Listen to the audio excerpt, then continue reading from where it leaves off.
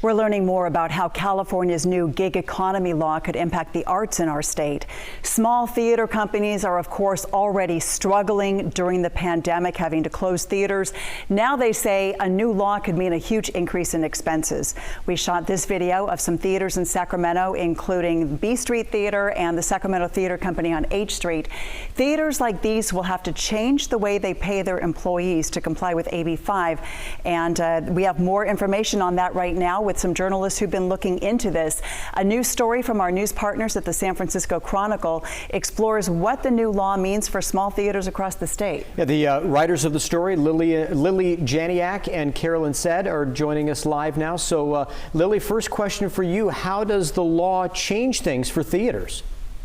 So AB 5 makes it harder for any business, not just theaters, to classify their workers as independent contractors. It uses an ABC test to determine if you ought to be an employee. So if you meet any of these criteria, you're under the control of or direction of the hiring entity as you do your work. You do work that's central to the hiring entity's business, or you as the worker don't have an independent business where you do the same work, then you should be classified as an employee and get all the benefits thereof. So now actors, stage managers, they seem to meet not just one of these criteria, but all three. But some other theater professions, especially prop, sound, costume, set, and lighting designers, it's not as clear. But the upshot is that hundreds of theater companies throughout California, from community theaters to one-off outfits that are too small even to be a nonprofit, they're worried they can no longer pay their workers as independent contractors and that they magically have to find the extra funds to make their workers employees. Estimates range on how much that would cost, but a common one we heard in our reporting was around 30% of a company's annual budget. Wow, that's huge.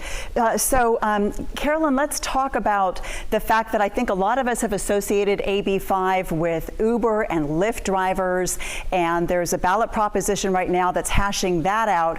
Let's talk about the fact that this is separate. These particular workers are not included in the current political battle. That's right. Proposition 22 is backed by Uber, Lyft, DoorDash, Instacart, and Postmates, which have put up a staggering $185 million to push that. But it only applies to their workers. It would not do anything for anybody else in California except gig workers. So small theaters would not get any exemption if Prop 22 passes. Okay, and Lily, so what are the options available for those smaller theaters that still want to keep the show going? What are they going to do?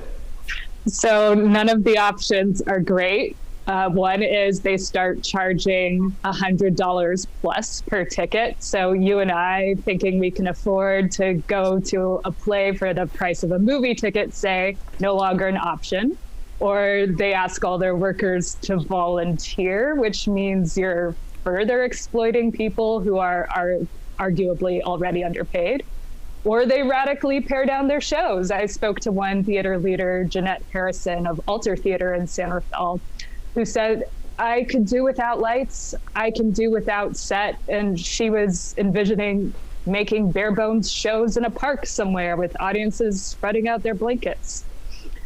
Or they could make no art at all. They could just fold. So none of the options are good.